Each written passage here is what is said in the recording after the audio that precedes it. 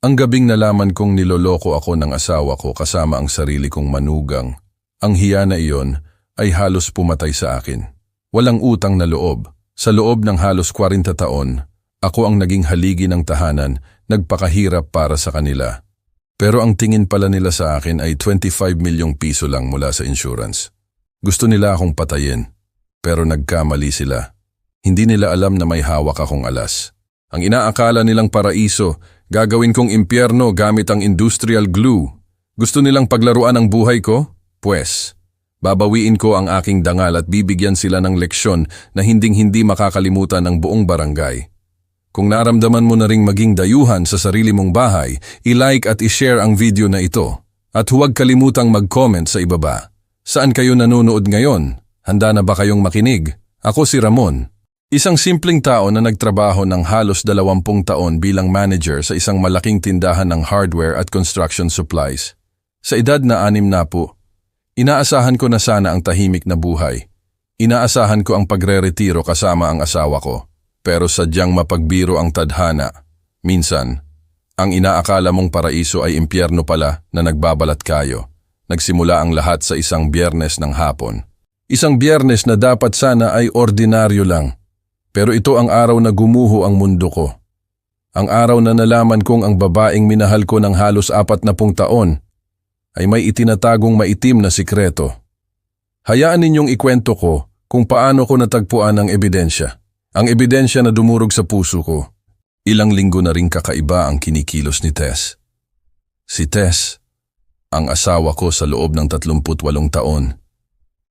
Dati-rati, sasalubungin niya ako sa pintuan pagka-uwi ko galing trabaho. May nakahanda ng mainit na hapunan. May ngiti sa kanyang mga labi. Pero nitong mga nakaraang buwan, nagbago ang lahat. Bigla na lang siyang naging mailap.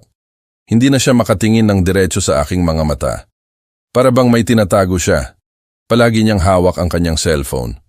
At kapag dumaan ako sa likuran niya, mabilis pa sa 4:00 niyang itatago ang screen o ibababa ang telepono.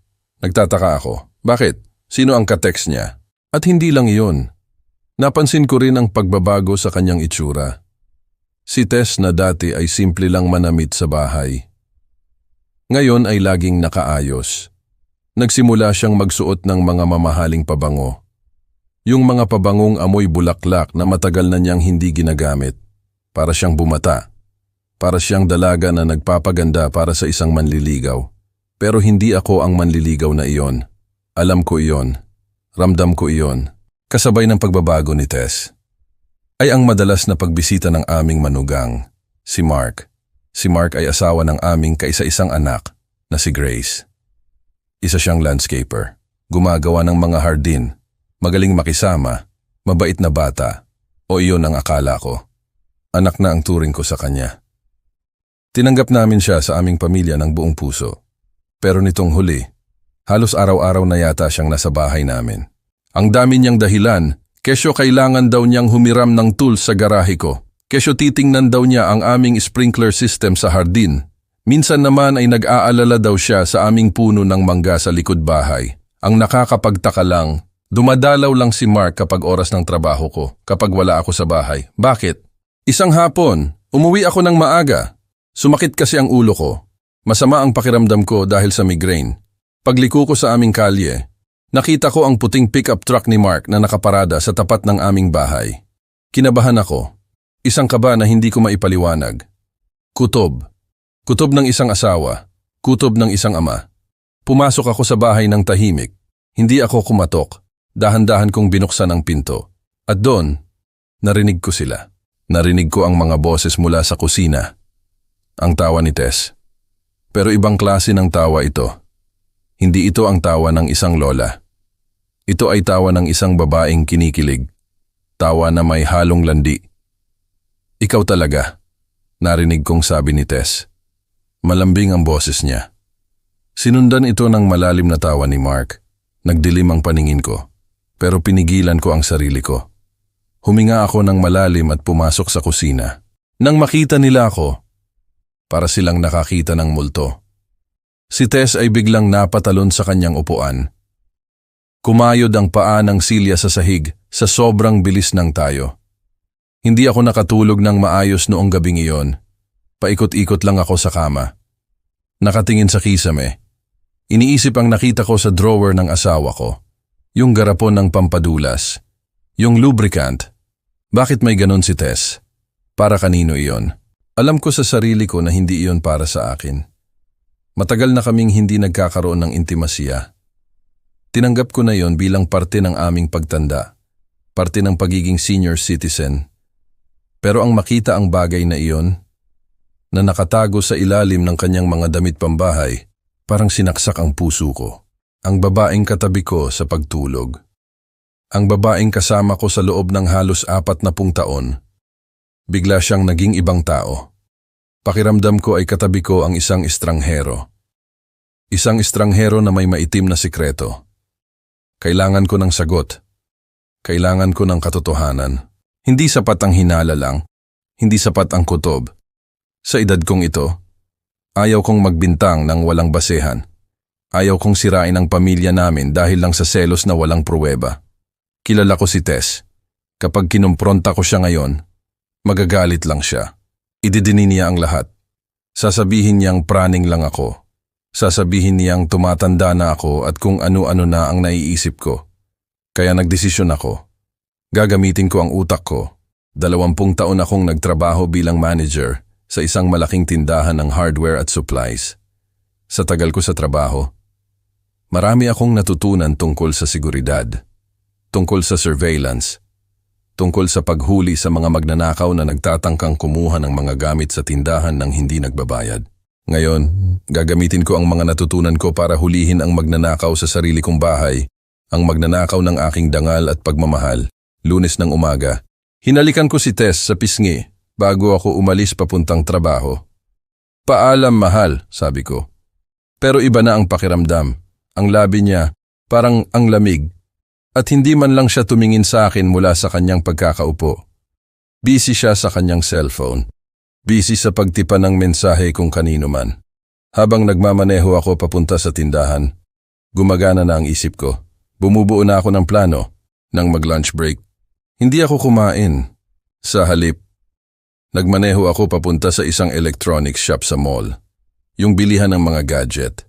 Naghanap ako ng isang espesyal na kagamitan. Isang digital voice recorder. Maliit lang ito, kasinlaki lang ng lighter o posporo. Kulay itim, madaling itago. Tinanong ako ng tindero kung para saan ko gagamitin. Pang-record ba ng lecture sa eskwela, sir?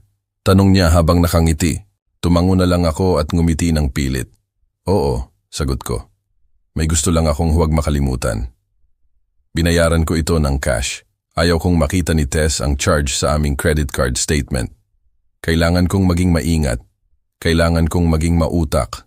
Ang recorder na nabili ko ay espesyal. May voice activation technology ito. Ibig sabihin, kusa itong magre-record kapag may narinig na boses at kusa ring titigil kapag tahimik na. Pwede itong mag-record ng ilang oras nang hindi ko kailangang bantayan. Ito ang perpektong sandata para sa plano ko. Hapon na nang tawagan ko si Tess. Huminga muna ako ng malalim bago ko pindutin ang numero niya. Kailangan kong maging kalmado. Kailangan kong magtunog normal. Hello, Tess? Sabi ko sa telepono. Oh, Ramon. Napatawag ka? Sagot niya. Parang nagmamadali ang boses niya. Gusto ko lang sabihin na gagabihin ako ng uwi ngayon, pagsisinungaling ko. May inventory kami sa garden center. Baka abutin ako ng 10:00 ng gabi. Tumahimik sa kabilang linya ng ilang segundo. Inaasahan ko na magrereklamo siya. Inaasahan ko na sasabihin niyang hinihintay niya ako sa hapunan. Pero hindi. Ganun ba? Sabi niya. At narinig ko ang relief sa boses niya. Narinig ko ang ginahawa. Sige, okay lang. Mag-iinit na lang ako ng ulam. Huwag ka nang mag-alala sa akin. Huwag mo na akong hintayin, dagdag ko pa. Matulog ka na ng maaga. Sige, ingat ka Ramon. At mabilis niyang ibinaba ang telepono. Ang sakit marinig na tuwang-tuwa ang asawa mo na hindi ka uuwi. Para bang binigyan ko siya ng regalo. At alam ko kung bakit. Dahil binigyan ko siya ng pagkakataon. Pagkakataon para gawin ang milagro nila. 5:30 ng hapon, Sa halip na umuwi, ipinarada ko ang sasakyan ko 3 kanto ang layo mula sa aming bahay. Naglakad ako pabalik sa aming subdivision. Nakayuko ako. Ayaw kong may makakita sa akin. Pakiramdam ko ay isa akong espiya sa sarili kong buhay.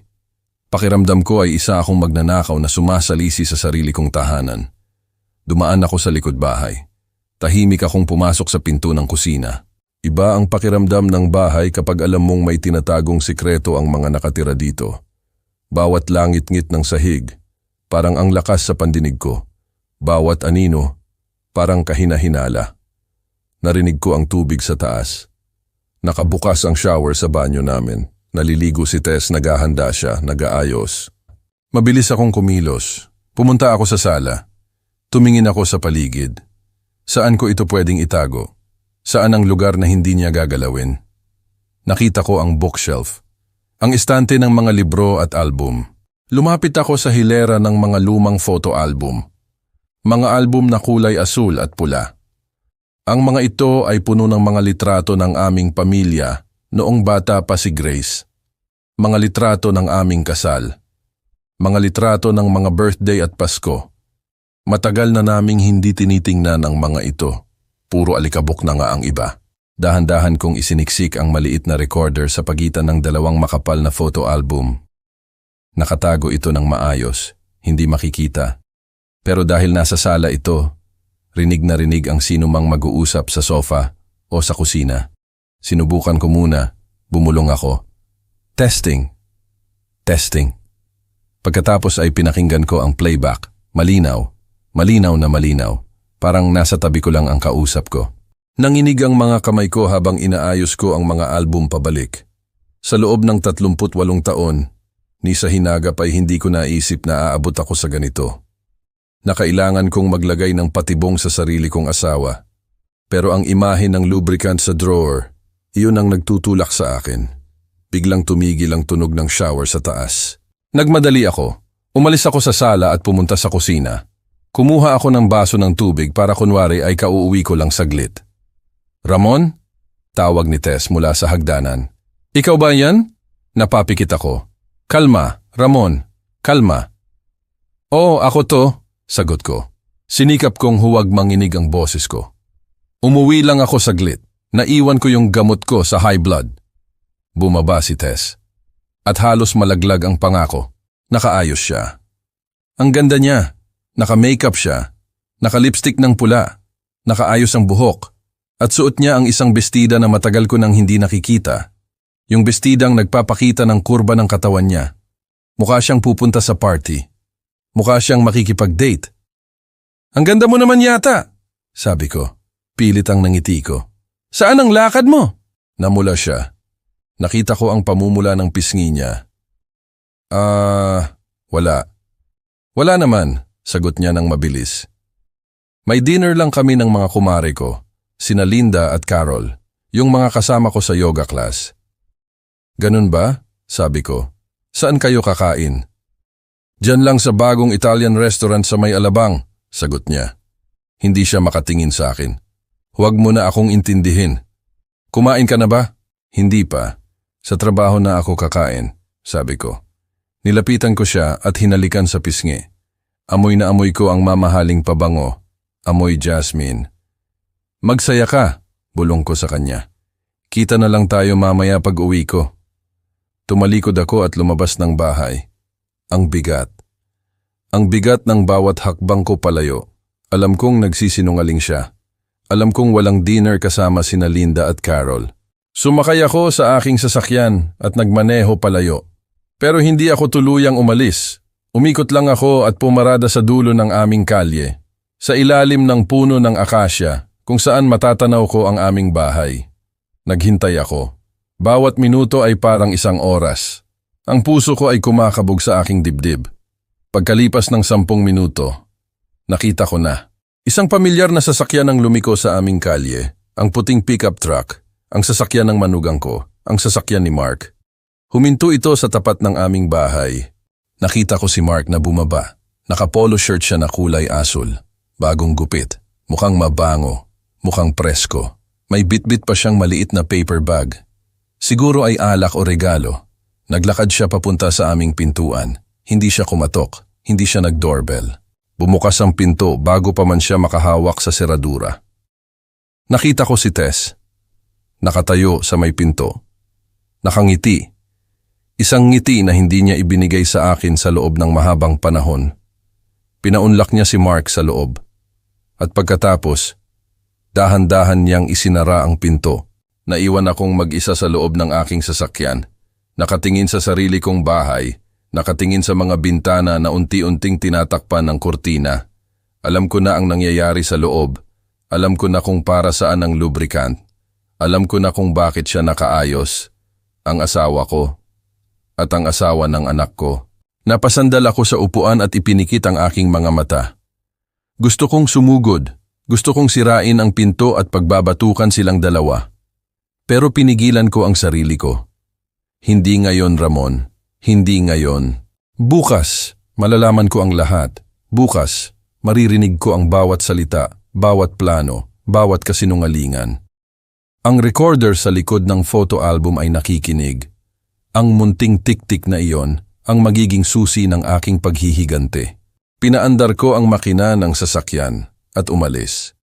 Pero sa likod ng aking isipan, alam kong hindi na babalik sa dati ang lahat. Ang Ramon na umalis ng bahay ngayon ay hindi na ang Ramon na babalik bukas.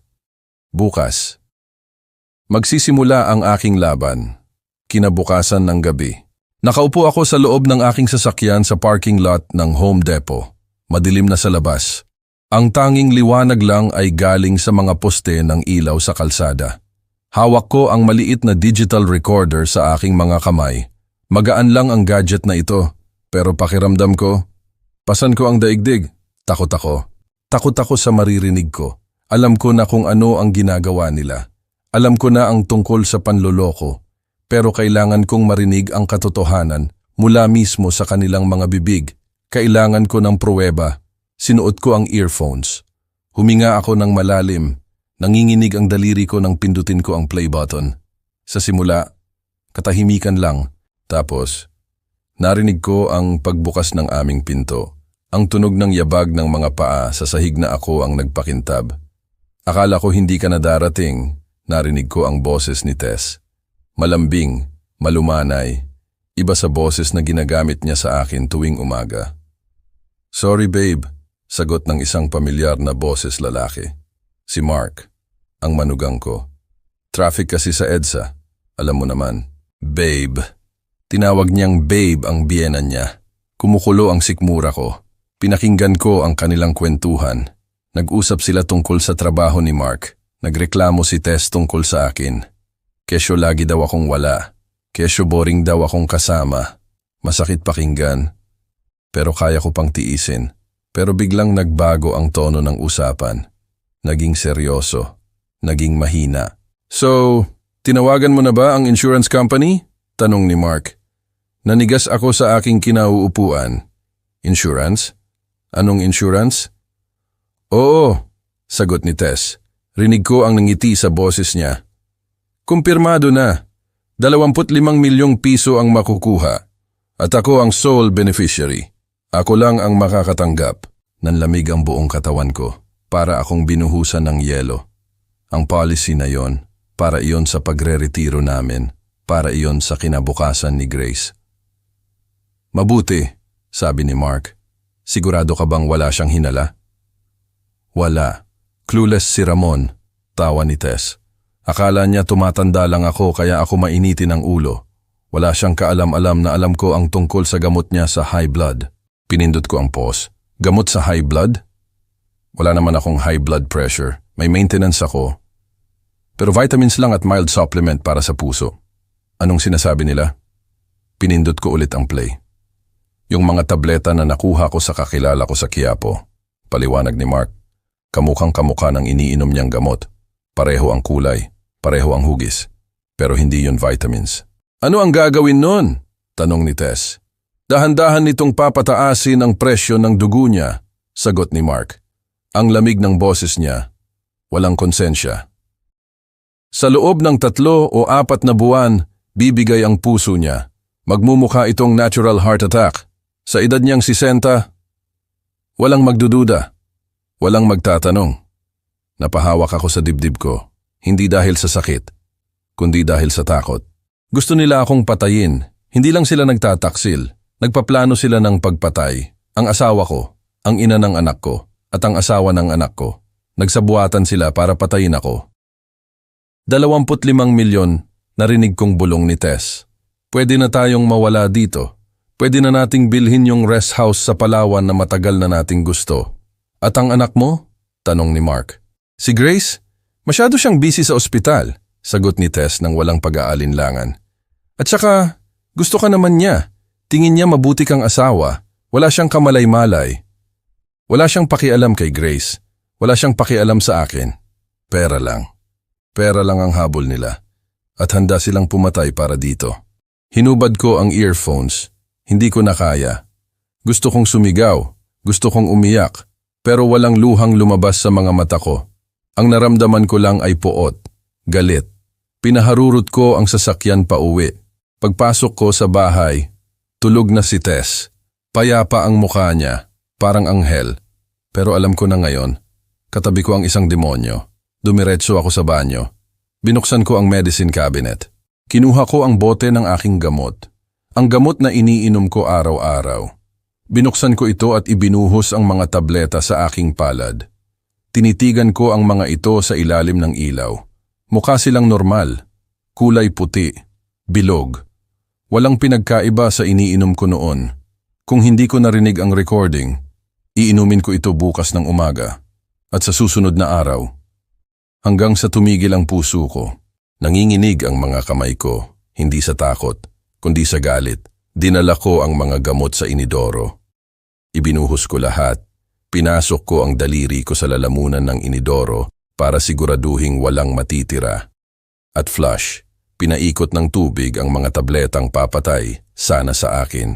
Bumalik ako sa kwarto. Humiga ako sa tabi ni Tess.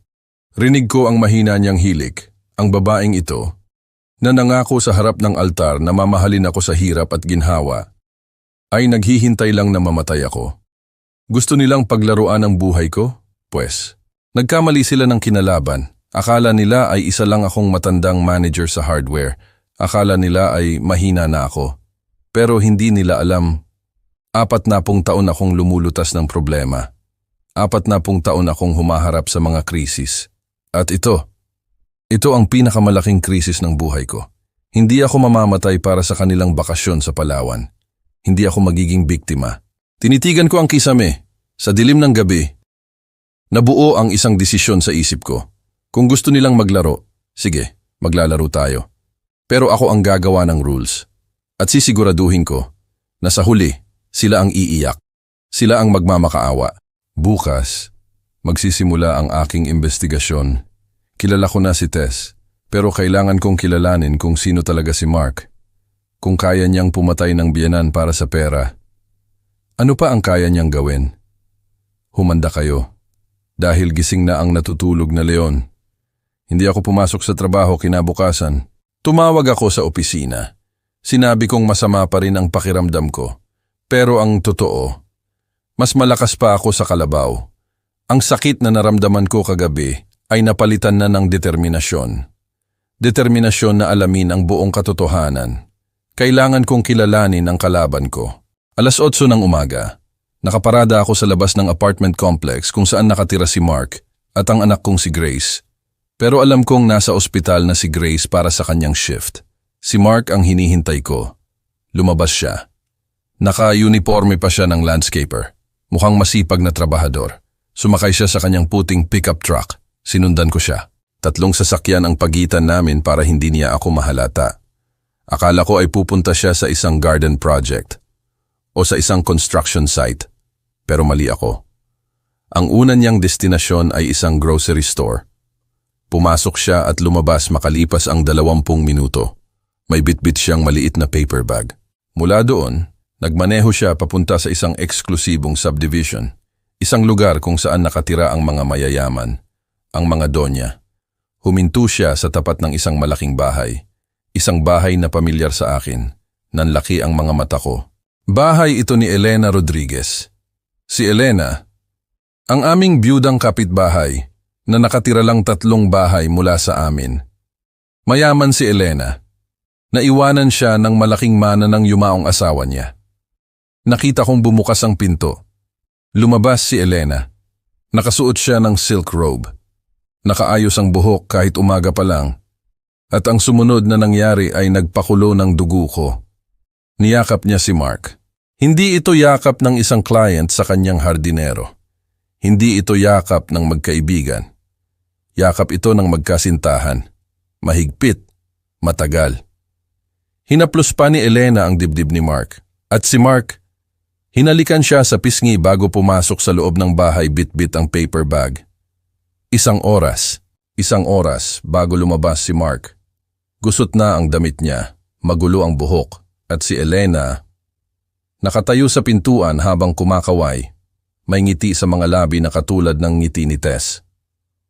Doon ko na-realize ang lahat. Si Mark ay hindi lang basta nangangaliwa. Si Mark ay nagpapatakbo ng isang negosyo. Sinundan ko pa siya buong araw para akong nanonood ng isang masamang pelikula. Mula kay Elena, pumunta siya sa Makati, sa isang condo unit. Isang babaeng nasa edad 50 ang sumalubong sa kanya. Nakaalahas, mukhang matrona. Pagkatapos sa Makati, dumiretso siya sa Green Hills. Isa na namang babae, mas matanda. Siguro ay nasa 65 na. Sa bawat lugar, tumatagal siya ng halos 1 oras. Sa bawat pag nakaupo ako sa aking garahe noong gabing iyon, tahimik ang paligid.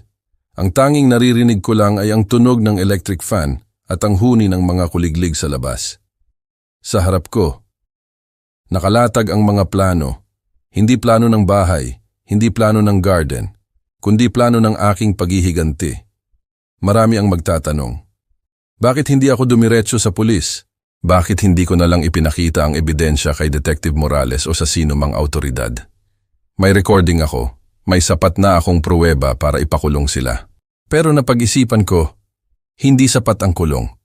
Kung ipakukulong ko lang sila, makakapagpiyansa sila. Kukuha sila ng magaling na abogado. Baka nga sa huli, mabaligtad pa ang sitwasyon. At higit sa lahat, hindi malalaman ng mundo kung anong klaseng mga tao talaga sila. Si Mark, lilipat lang iyon ng ibang syudad. Maghahanap ng ibang biktima, ibang lola na lolokohin.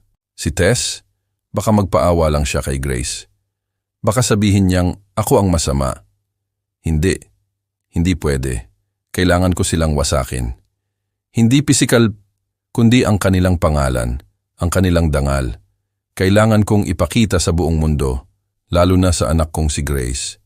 At sa lahat ng mga kapitbahay, kung gaano kadumi ang kanilang mga kaluluwa. Gusto nilang paglaruan ang buhay ko? Pues, tatapusin ko ang laro nila. Bilang manager sa hardware store sa loob ng maraming taon, kabisado ko ang bawat pasilyo, kabisado ko ang bawat produkto. Alam ko kung ano ang pandikit na madaling matanggal, at alam ko kung ano ang pandikit na panghabambuhay. Ang plano ko ay simple, pero tiyak na masakit. Kinabukasan, pumasok ako sa trabaho ng may bagong misyon. Hindi ako pumasok para mag-inventory. Pumasok ako para mamili ng aking mga sandata. Una kong pinuntahan ang adhesive section. Ang helera ng mga pandikit. Doon ko nakita ang hinahanap ko. Industrial strength super glue. Ito yung klase ng pandikit na ginagamit sa konstruksyon, sa semento, sa bakal. Binasa ko ang babala sa likod ng pakete. Nakasulat doon sa malalaking letra. Warning, bonds skin instantly. Requires professional medical intervention to remove. Mapanganib kung didikit sa balat. Kailangan ng doktor para tanggalin. Napangiti ako, perpekto. Kumuha ako ng isa. Ang laman nito ay clear gel, walang kulay, walang amoy.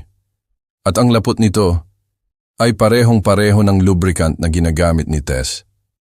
Kung ililipat ko ito sa bote ng lubricant, walang makakapansin. Hanggang sa huli na ang lahat. Sunod naman, pumunta ako sa electronics section. Kailangan ko ng audience. Kailangan ko ng mga saksi. Pero paano ko mapapapunta ang mga tao sa kwarto namin sa tamang oras? Nakita ko ang sagot.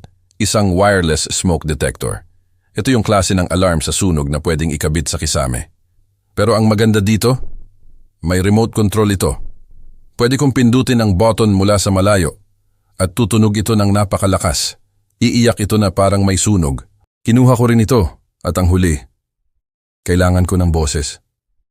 Bumili ako ng isang maliit na Bluetooth speaker. Maliit lang ito. Kasya sa likod ng sofa. Kasya sa ilalim ng kama. Pero kapag tinudo mo ang volume, parang may tao sa loob ng kwarto. Pag uwi ko ng bahay, dumiretso ako sa aking bodega. Dito sa aking munting workshop, sinimulan kong buuin ang aking patibong. Para akong baliw na siyentipiko, nag-download ako ng mga audio files sa aking cellphone. Tunog ng mga taong sumisigaw. Tunog ng mga taong humihingi ng saklolo. Tulong! Sunog! Tulong! Pinakinggan ko ito sa Bluetooth speaker. Ang lakas. Nakakabahala. Siguradong kapag narinig ito ng mga kapitbahay, tatawag sila ng bumbero. Tatawag sila ng ambulansya. At sino ang unang re-responde kapag may emergency sa aming lugar? Ang rescue unit ng anak kong si Grace. Napahinto ako saglit. Masasaktan si Grace. Alam ko iyon. Bilang ama, ang huling gusto ko sa mundo ay ang makita siyang umiiyak. Ang makita siyang nasasaktan. Pero kailangan niya itong makita. Kailangan niyang makita gamit ang sarili niyang mga mata kung sino talaga ang asawa niya. Kung hindi ko ito gagawin, baka sa huli, siya pa ang maging biktima ni Mark. Baka ubusin ni Mark ang ipon ni Grace. Baka saktan siya nito balang araw. Mas mabuti nang masaktan siya ngayon sa katotohanan, kaysa mabuhay siya sa kasinungalingan habang buhay. Sinubukan ko ang lahat ng gamit. Ang remote ng smoke detector, gumagana kahit nasa labas ako ng bahay. Ang speaker, konektado sa cellphone ko kahit nasa kabilang kalsada ako. Ang pandikit, inihanda ko na ang lalagyan. Tiningnan ko ang kalendaryo, Martes bukas. Martes ang araw ng kanilang date. Ang araw na kunwari ay nag-overtime ako sa trabaho. Ang araw na malaya silang nagagawa ang kanilang kahalayan sa sarili kong kama. Bukas, magiging iba ang Martes nila. Sa halip na sarap, sakit ang mararamdaman nila. Sa halip na tawa, sigaw ang maririnig mula sa kanila. Sa halip na tagumpay, kahihiyan ang sasalubong sa kanila. Habang inaayos ko ang mga kagamitan sa aking toolbox, naramdaman ko ang pagbabalik ng aking lakas. Noong una, pakiramdam ko ay biktima ako. Isang kawawang matanda na niloloko ng asawa at manugang. Pero ngayon, hindi na. Ako na ang may kontrol. Si Mark, akala niya matalino siya. Akala niya kaya niyang manipulahin ang lahat ng babae. Akala niya kaya niyang dayain ang isang matandang tulad ko. Pero nakalimutan niya ang isang bagay. Ang matatanda, marami ng karanasan, marami ng pinagdaanan, at hindi kami basta-basta sumusuko. Pinatay ko ang ilaw sa garahe. Handa na ako. Matulog kayo ng mahimbing ngayong gabi, Tess at Mark. Dahil bukas, gigisingin ko kayo sa isang bangungot na hinding-hindi ninyo matatakasan. Dumating ang araw ng Martes, ang araw ng paghuhukom. Para sa ibang tao, isa lang itong ordinaryong araw. Pero para sa akin, ito ang araw na magbabago ang lahat. Tulad ng nakagawian, tumawag ako kay Tess pagkatapos ng tanghalian. Pinalamig ko muna ang boses ko. Kailangan kong magtunog pagod. Kailangan kong magtunog kumbinsido. Tess, sabi ko sa telepono. Pasensya ka na. Mukhang aabutin ako ng hating gabi dito sa tindahan. Ang daming dumating na delivery ng semento at bakal. Kailangan kong bantayan ang inventory. Naghintay ako ng sagot at hindi niya ako binigo. Ganun ba? Sagot niya. At kahit anong tago niya, rinig na rinig ko ang tuwa sa boses niya. Sige lang Ramon, magpahinga ka kung kaya mo. Huwag mo akong intindihin dito. Manunood na lang ako ng teleserye at matutulog ng maaga. Sinungaling. Sige, sabi ko. Ingat ka dyan. Binaba ko ang telepono. Ang sakit isipin na ang asawa ko ay tuwang-tuwa na wala ako. Dahil ibig sabihin noon, malaya na silang gawin ang kahalayan nila. Pero hindi nila alam, naunahan ko na sila. 3:00 ng hapon. Imbis na nasa trabaho, ipinarada ko ang aking sasakyan 2 kanto ang layo sa aming bahay. Naglakad ako pabalik. Suot ko ang aking sombrero para hindi ako makilala ng mga kapitbahay. Tahimik ang subdivision. Walang tao sa kalsada. Pumasok ako sa aming bahay gamit ang spare key. Dahan-dahan. Bawat hakbang ay maingat. Ang bahay ay malinis, maayos, amoy lemon. Naglinis si Tess. Naghanda siya para sa kanyang bisita, para sa kanyang kalaguyo. Dumiretso ako sa kwarto namin. Kumabog ng malakas ang dibdib ko nang buksan ko ang drawer ng kanyang underwear. Nandoon pa rin ito, ang tube ng lubricant, nakatago sa ilalim ng kanyang mga seda na pantulog. Kinuha ko ito. Pumunta ako sa banyo. Binuksan ko ang gripo para matakpan ang anumang ingay. Inalis ko ang takip ng tube. Piniga ko ang laman nito sa lababo. Pinanood ko ang madulas na gel na umagos pababa sa drain. Wala na. Kinuha ko sa bulsa ko ang naghintay ako sa loob ng aking sasakyan. Nakaparada ako sa dulo ng kalsada. Mula dito, kitang-kita ko ang aming bahay. Ang bahay na pinaghirapan kong ipundar sa loob ng 40 taon. Ang bahay na ngayon ay ginagawang pugad ng kasalanan. Tahimik ang hapon. 4:30. Ang araw ay nagsisimula ng lumubog. Ang mga anino ay humahaba sa kalsada. Nakita ko si Aling Nena sa kabilang bahay na nagdidilig ng kanyang mga halaman. May mga batang nagbibisikleta sa kalye. Wala silang kamalay-malay. Wala silang alam na sa loob ng ilang minuto, ang tahimik naming subdivision ay magiging sentro ng pinakamalaking iskandalo sa kasaysayan ng aming barangay. Binuksan ko ng kaunti ang bintana ng aking sasakyan. Gusto kong marinig, gusto kong maging saksi. Mula sa aming bahay, narinig ko ang pagbabago ng tunog. Tumutugtog ang musika, mahina, romantiko. Siguro ay nagbukas ng radyo si Tess o nagpatugtog sa kanyang cellphone. Ito yung klase ng musika na matagal na niyang hindi pinapakinggan kasama ako.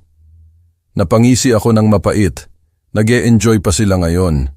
Akala nila ay ligtas sila. Akala nila ay naisahan nila ang matandang si Ramon.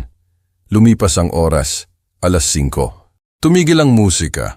Tumahimik ang paligid. Alam ko na ang ibig sabihin nito, nasa kwarto na sila. Nasa kama na namin sila. Sinisimulan na nila ang kanilang milagro. Ipinikit ko ang aking mga mata. Ini-imagine ko ang nangyayari. Nakita ko sa isip ko si Tess. Binubuksan ang drawer. Kinukuha ang tube ng lubricant. Ang tube na pinalitan ko ng industrial strength superglue. Heto na, bulong ko sa sarili ko. Sige, gamitin ninyo. Ang pandikit na iyon ay hindi ordinaryo. Ginawa iyon para sa bakal, para sa semento. Sa sandaling madikit ito sa balat at matuyo. Para na itong bato. Walang sabon o tubig ang makakatanggal dito. Ilang minuto ang lumipas, katahimikan. At pagkatapos, nagsimula na. Aray! Narinig ko ang boses ni Mark, muffled, parang nanggagaling sa ilalim ng tubig. Pero rinig ko ang gulat sa tono niya. Teka, may mali, sabi niya. Rinig ko ito dahil bukas ng kaunti ang bintana ng aming kwarto sa itaas. Anong mali? Boses ni Tess. Bakit ang lagkit? Hindi! Hindi ko maalis! Sigaw ni Mark. Ang boses niya ay tumataas. Nagiging boses ng taong natataranta. Tess! Dumikit! Dumikit tayo! Anong dumikit? Hilahin mo! Masakit! Huwag kang gumalaw! Masakit! Napangiti ako sa dilim ng aking sasakyan. Gumagana na.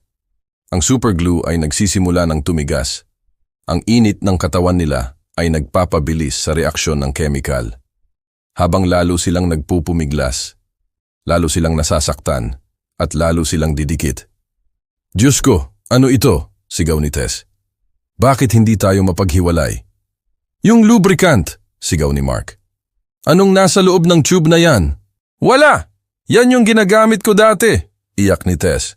Tulungan mo ako! Ang hapdi! Parang nasusunog ang balat ko! Ang panik sa boses nila ay musika sa aking pandinig. Ito ang kabayaran. Ito ang karma. Sa loob ng ilang buwan, pinagtawanan nila ako. Binalak nila akong patayin. Ngayon, sila ang nakakaranas ng impyerno. Sila ang nakakaranas ng kawalan ng kontrol. Nagsimula na silang magsigawan. Hindi na ito sigaw ng sarap. Sigaw na ito ng takot. Sigaw ng sakit.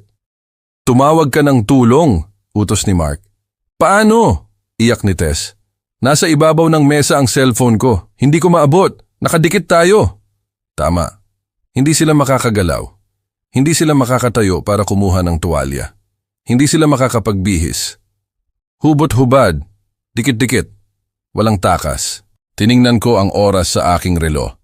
Oras na para sa grand finale. Kinuha ko ang aking cellphone.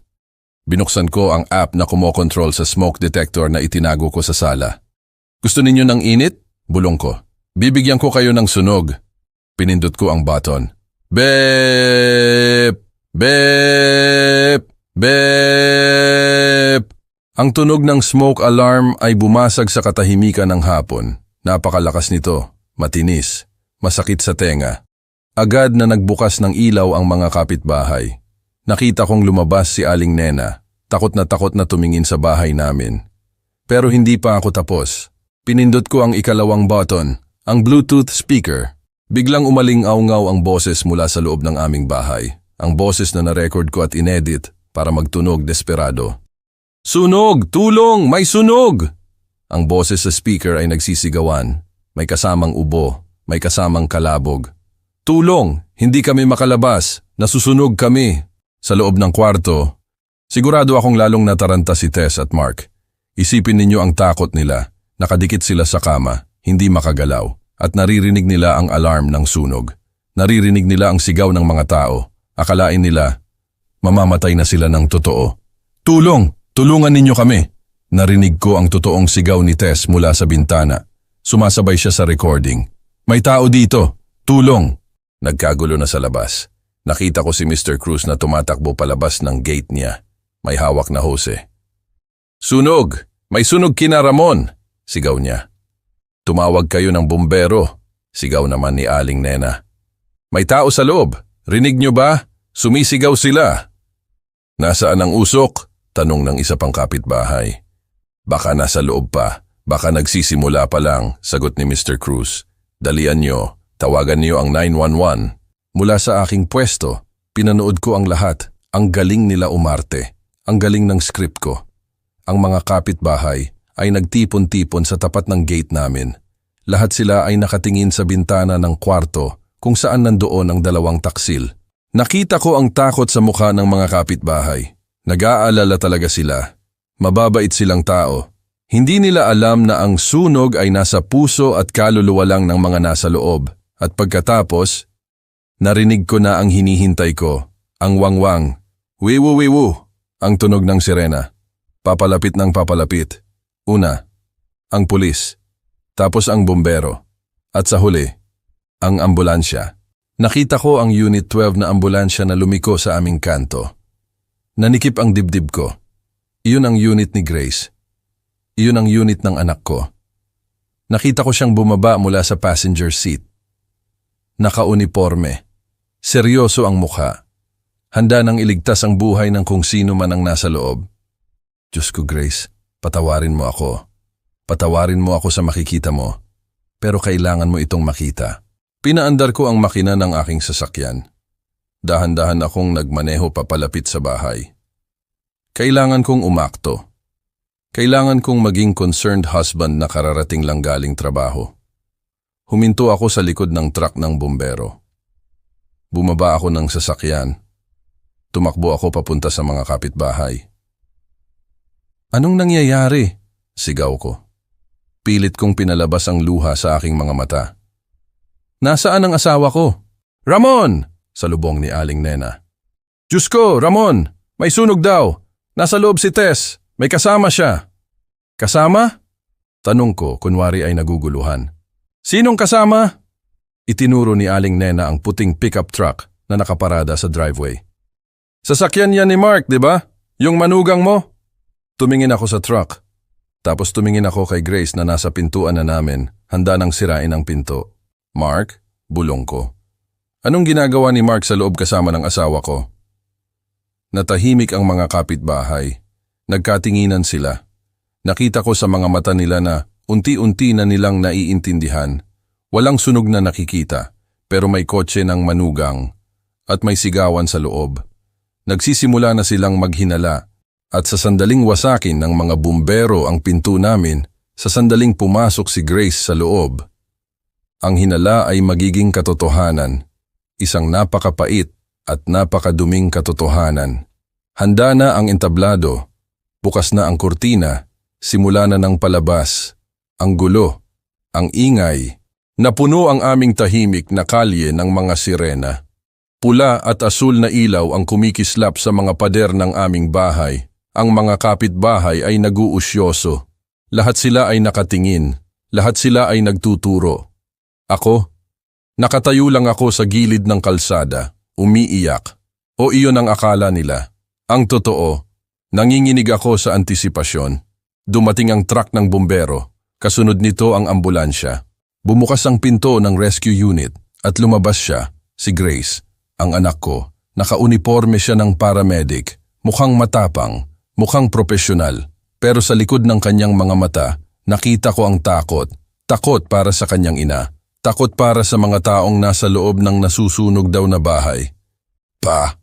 Sigaw niya nang makita ako. Anong nangyari? Nasaan si Mama? Nasa loob! Sigaw ko pabalik. Kasama si Mark! Hindi sila makalabas! Sumisigaw sila! Nakita ko ang pagtataka sa mukha ni Grace. Si Mark? Bulong niya. Bakit nandoon ang asawa ko? Pero wala nang oras para mag-isip. Trabaho muna bago pamilya. Iyon ang sinumpaan niyang tungkulin. Team, pasukin natin! Utos ni Grace sa kanyang mga kasamahan. May mga biktima sa master bedroom. Second floor! Tumakbo sila papunta sa pintuan. Bitbit ang mga axe at medical kit. Blag, 2 hampas ng maso at bumigay ang aming pinto sa harap. Wasak ang seradura. Pumasok sila. Sumunod ang mga bumbero na may dalang hose. Naghintay ako sa labas kasama ang mga kapitbahay. Hawak ni Aling Nena ang braso ko. Magdasal tayo, Ramon, sabi niya. Sana ligtas sila. Sa loob ng bahay, alam ko kung ano ang nangyayari. Walang usok, walang apoy. Ang tanging sasalubong sa kanila ay ang malamig na hangin ng aircon at ang boses ng recording na sumisigaw pa rin ng tulong, sunog. Umakyat si Grace sa hagdan. Nauuna siya. Narating nila ang pinto ng aming kwarto. Fire department! Paramedics! Sigaw ni Grace sabay kalampag sa pinto. Buksan niyo ito! Mula sa loob. Narinig niya ang boses ng lalaki. Ang boses na kilalang kilala niya. Ang boses na hinalikan niya bago siya pumasok sa trabaho kaninang umaga. Grace? Sabi ni Mark. Boses ito ng taong gustong lamunin ng lupa. Huwag. Huwag kang papasok. Pero hindi nakinig si Grace. Akala niya ay natrap sila. Akala niya ay delirious na ang asawa niya dahil sa usok. Sinipa ng kasamahan niyang bumbero ang pinto. Bog! Bumukas ang pinto. Tumambad ang lahat. Tumigil ang mundo ni Grace. Nabitawan niya ang kanyang medical bag. Sa gitna ng kwarto, sa kama kung saan siya lumaki, sa kama ng kanyang mga magulang, naroon sila. Si Tess, ang kanyang ina, si Mark, ang kanyang asawa. Pareho silang walang saplot, hubot-hubad, pero hindi lang iyon. Nakaposisyon sila sa paraang hindi maikakaila. At ang mas malala, nagpupumiglas sila pero hindi sila makagalaw. Anak, iyak ni 2 oras ang lumipas. Nasa waiting area kami ng ospital. Tahimik, malamig, amoy alkohol at gamot. Katabi ko si Grace, ang anak ko. Nakatulala siya sa sahig. Mugto ang mga mata kakaiyak. Hindi pa rin siya nagpapalit ng uniforme. May bahid pa ng dumi at pawis ang damit niya mula sa pag-rescue kanina sa sarili niyang asawa at ina. Hinawakan ko ang balikat niya. Kumain ka muna anak, bulong ko. Kahit sandwich lang. Umiling siya. Hindi ko kaya pa. Nasusuka ako kapag naiisip ko ang nakita ko. Niyakap ko siya ng mahigpit. Sa loob-loob ko, gusto kong ngumiti. Masakit makitang nasasaktan ang anak ko. Pero alam kong ito ang gamot na kailangan niya para magising sa katotohanan. Lumabas ang doktor mula sa emergency room, si Dr. Santos. Tumayo kami agad. Kamusta po sila, Doc? Tanong ni Grace. Boses professional pa rin kahit wasak na ang puso. Huminga ng malalim ang doktor. Okay na sila, physically. Nagamit namin ng industrial solvent at acetone para paghiwalayin sila. Medyo mahapdi ang proseso at lapnos ang balat nila sa mga maselang bahagi ng katawan. Napangiwi si Grace. Alam niya kung gaano kasakit iyon. Niresetahan ko sila ng soothing gel, patuloy ng doktor. Isang espesyal na healing cream para sa chemical burns. Kailangan nilang ipahid ito kada oras para mawala ang hapdi at hindi maimpeksyon. Nasa kwarto na sila ngayon para magpahinga. Salamat, Doc, sabi ko. Pwede ko ba silang makausap? Tumingin sa akin ang doktor ng may awa. Alam na ng buong ospital ang nangyari. Ang balita tungkol sa magbiyenan na nagdikit ay kumalat na parang apoy.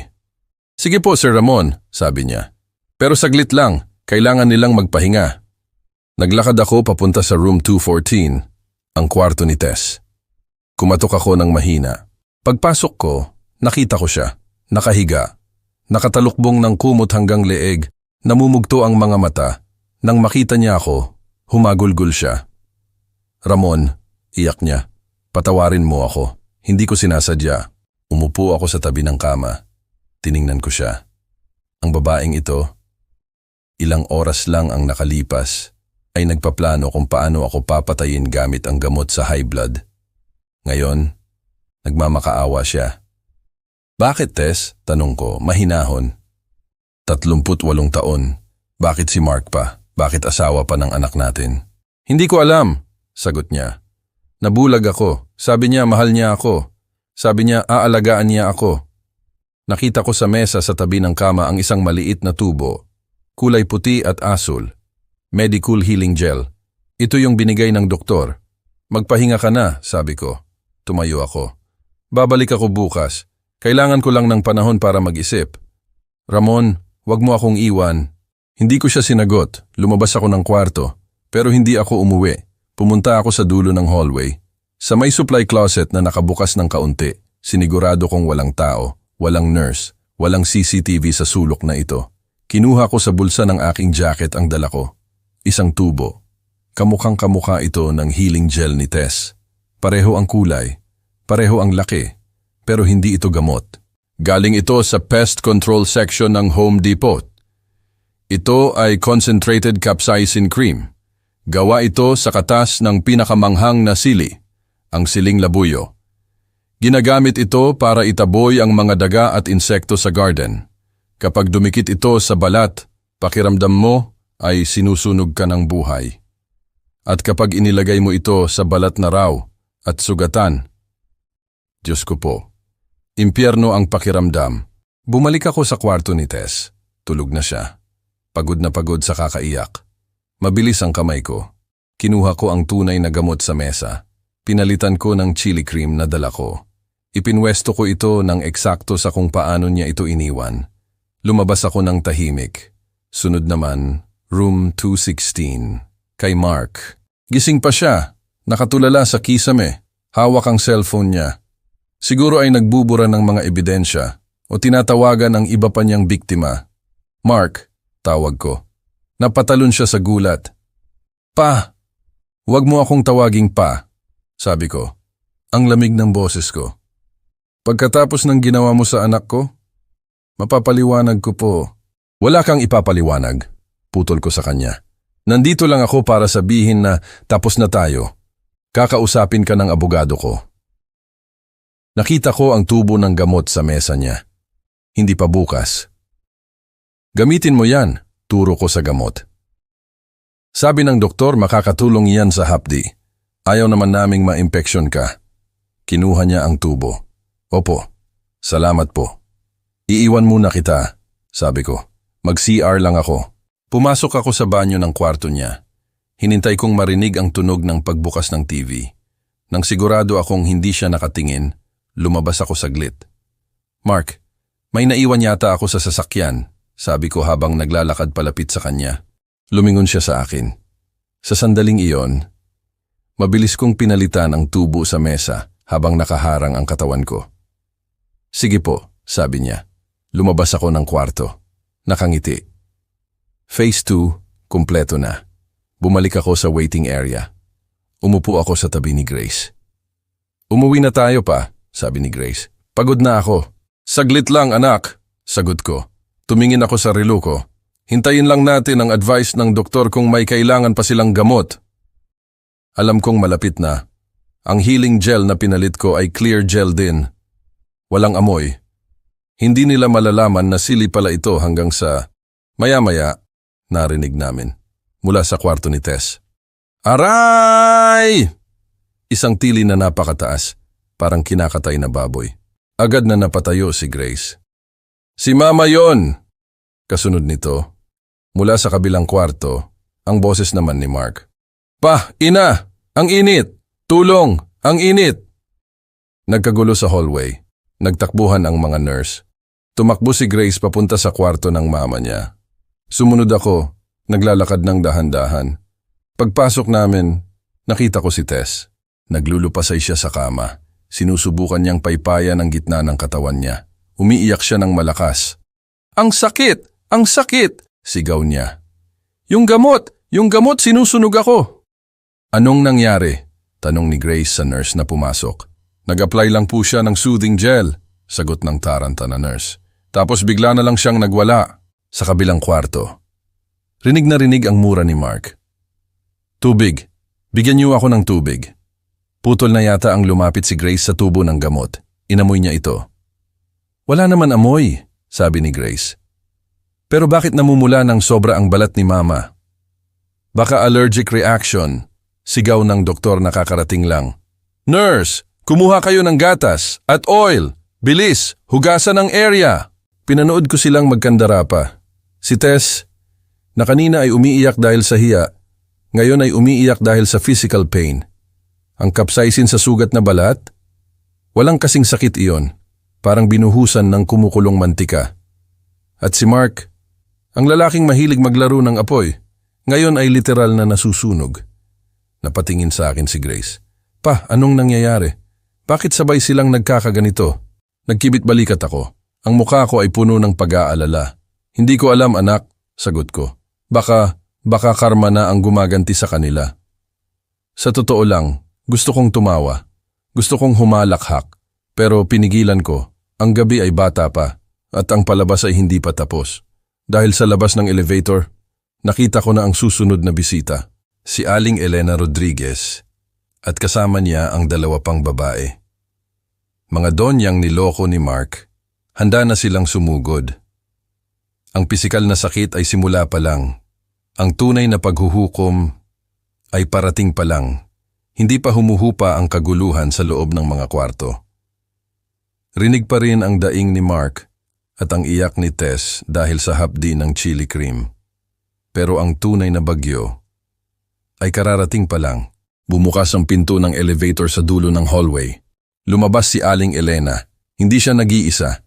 Kasama niya ang 3 pang babae. Mga donya. Mga babaeng may edad na pero may tindig. May mga suot na alahas. At higit sa lahat, may apoy sa kanilang mga mata. Galit sila.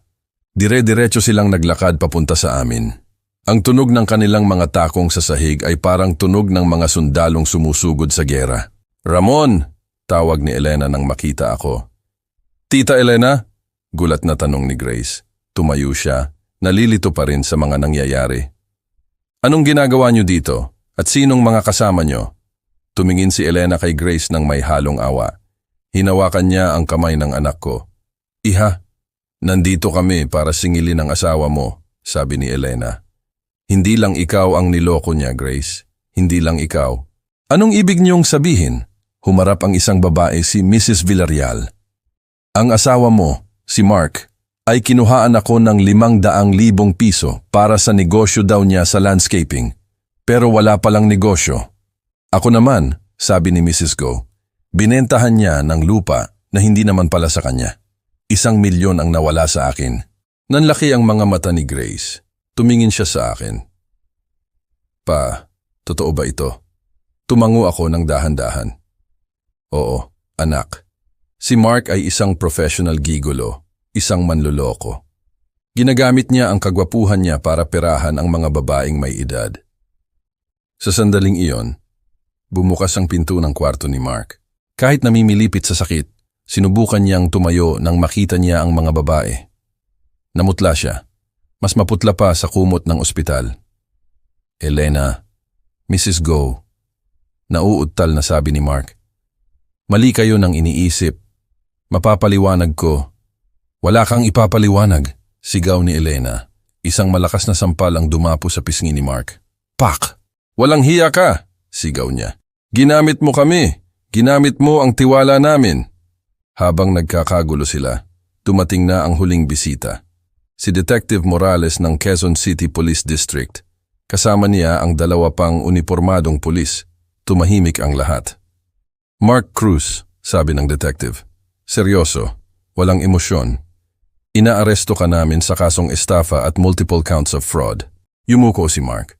Akala niya ay iyon na ang lahat. Akala niya pera lang ang kaso. Teka lang, detective, singit ko. Lumapit ako. May nakalimutan yata kayo.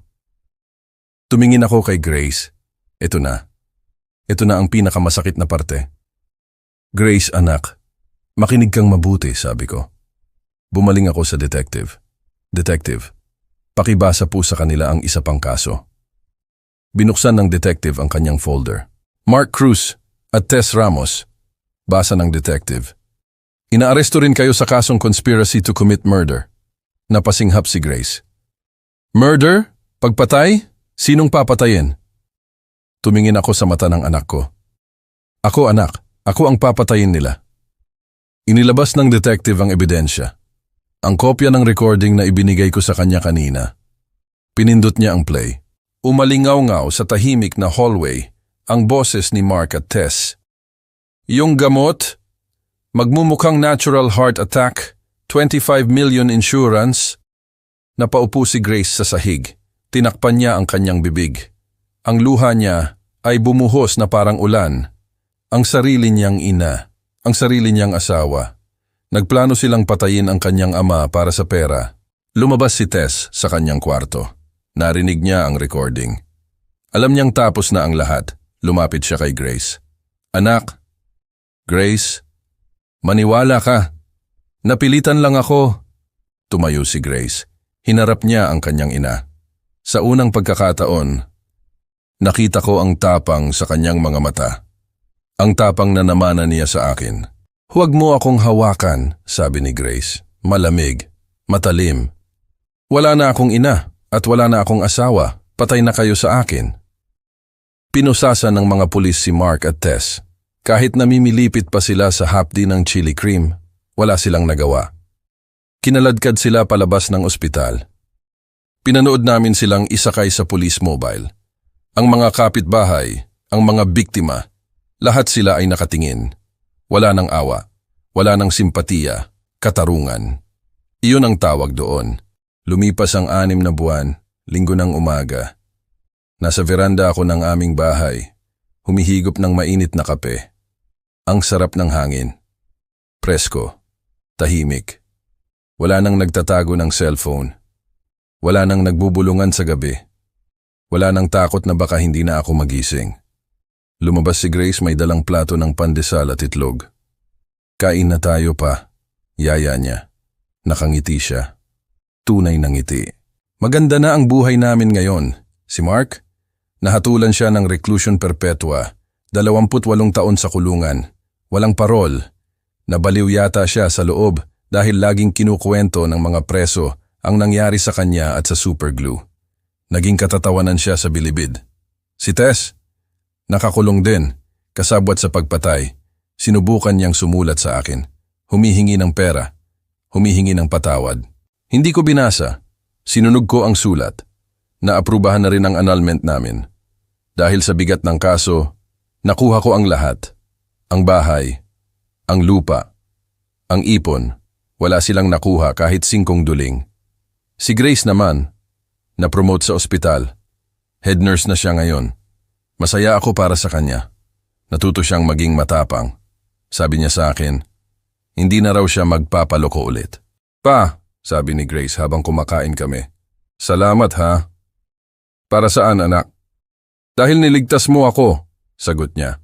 Kung hindi mo ginawa iyon, baka ako ang susunod nilang biktima. Baka pati ako, saktan nila.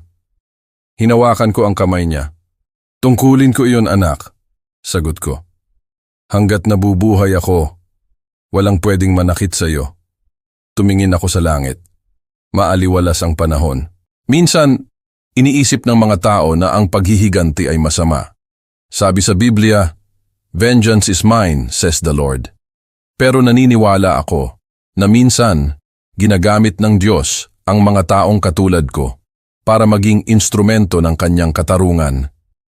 Ginamit niya ang isang matandang manager ng hardware, isang tuip ng superglue, at isang bote ng sili para itama ang mali. Huminga ako ng malalim. Ito ang bagong simula. Ako si Ramon. At ito ang kwento kung paano ko binawi ang aking buhay. Salamat sa pakikinig at tandaan nyo, huwag ninyong maliitin ang mga tahimik. Dahil kami ang nakakarinig ng lahat. Minsan, ang katarungan ay dumarating sa paraang hindi natin inaasahan. Ang kwento ko ay hindi lang tungkol sa galit. Ito ay patunay na ang Diyos ay may plano para sa atin. Nakikita niya ang lahat. Kahit sa mga sandaling akala natin ay nag-iisa tayo, akala ni Mark. Kaya niyang paikutin ng isang matanda. Pero nagkamali siya. Huwag na huwag ninyong mamaliitin ang karunungan na dala ng ating edad. Ngayon, mas matibay at mas panatag na ang buhay namin ni Grace. Ang pamilyang dumaan sa apoy ay nagiging kasing tibay ng bakal. Kung may natutunan kayo sa kwentong ito, o kung may karanasan kayo na gusto ninyong ibahagi, paki-like at mag-comment kayo sa ibaba. Gusto kong marinig ang inyong boses. Maraming salamat sa inyong pakikinig. Pagpalain kayo ng Diyos.